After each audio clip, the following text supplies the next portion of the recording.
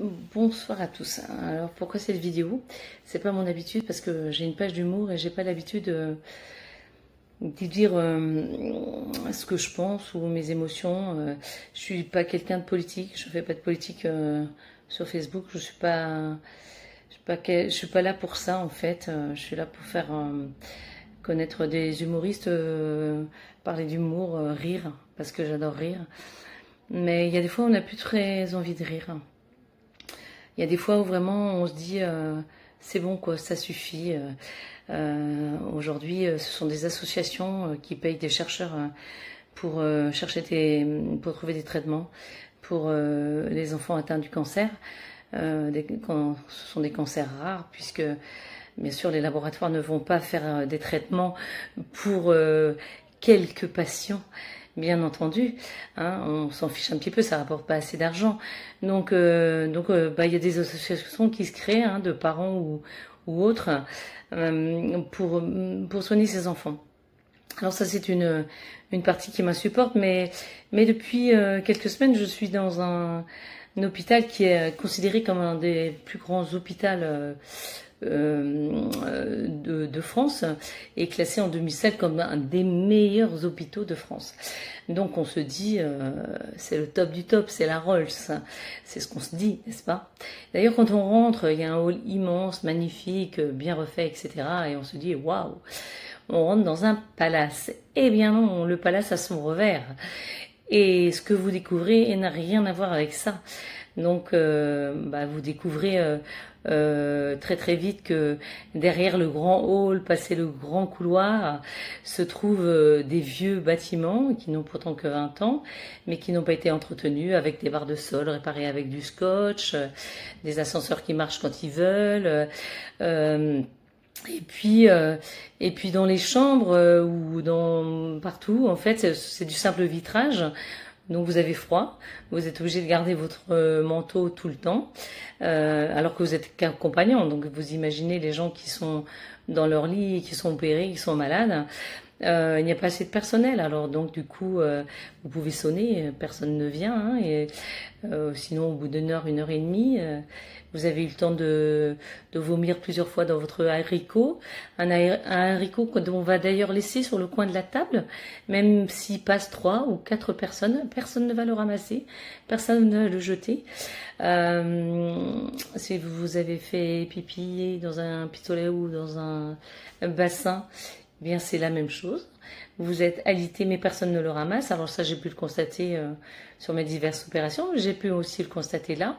Donc en fait si vous êtes tout seul, c'est un petit peu galère quoi. C'est même très très galère. Et c'est même très humiliant. Donc voilà, des fenêtres qui, si vous poussez le carreau, ils s'écartent du simple vitrage. Vous avez les infirmières qui vous disent qu'ils sont obligés de mettre des draps quand il pleut sur le rebord de fenêtre parce que sinon la pluie rentre dans les chambres. Vous avez d'ailleurs, justement, j'ai pu le constater en cas de pluie, des draps au sol, à même le sol, dans le hall et dans tous les couloirs, avec des poubelles sous les fuites qui viennent du toit. Et vous avez aussi ces brancardiers qui font grève parce que de 40 dans un hôpital immense, ils sont passés à 28, soi-disant pour améliorer les conditions de travail. Déjà, ils sont dispatchés dans tous les services alors que avant, ils avaient chacun leur service. Il y avait ceux qui travaillaient à amener les malades au bloc, ceux qui travaillaient à amener les malades à la radio. Et maintenant, on a voulu regrouper. Alors, on a diminué le nom et puis on a regroupé. Et puis maintenant, ils sont disponibles pour aller un petit peu partout. Et donc, de 40, pour un hôpital qui est immense, ils sont passés à 30, puis ils sont passés à 28.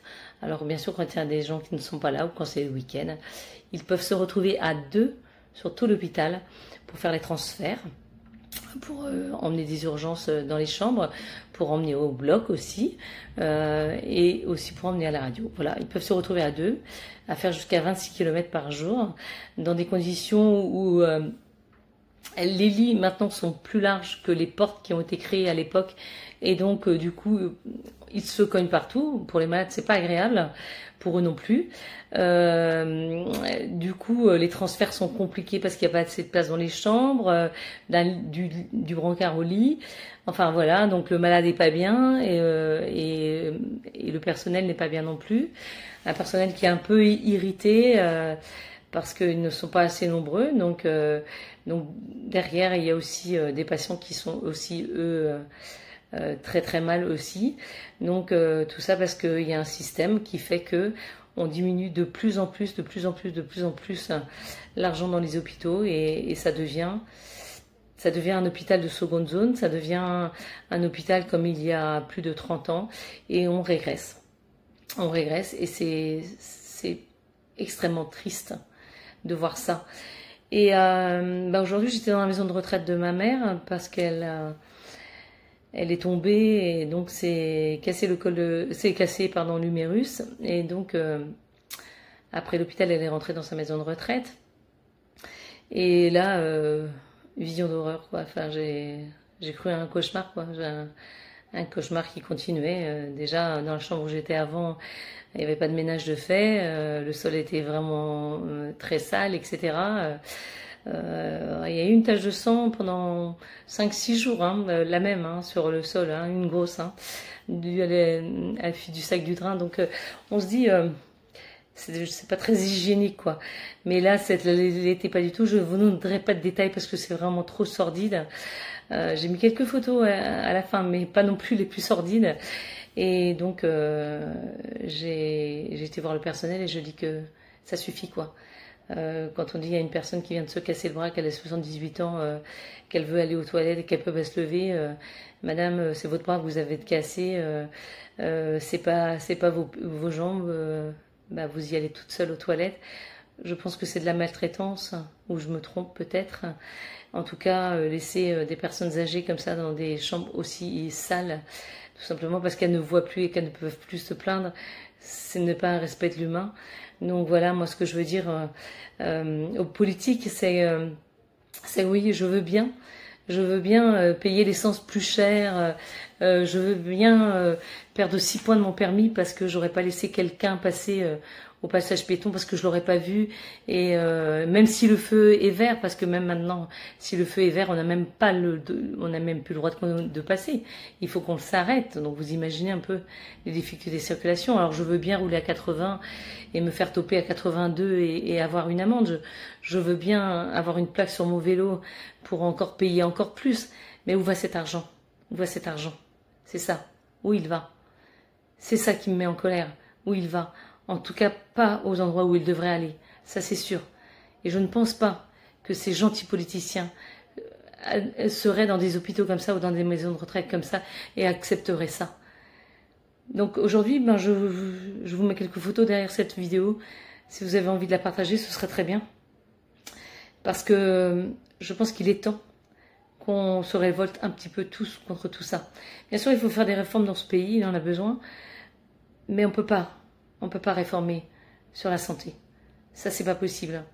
C'est quelque chose qu'on ne peut pas se permettre.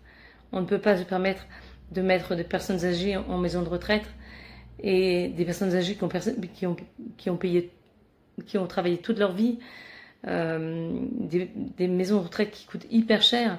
Et on ne peut pas laisser ces gens-là s'en mettre plein les poches, ne rien dire et laisser passer tout ça.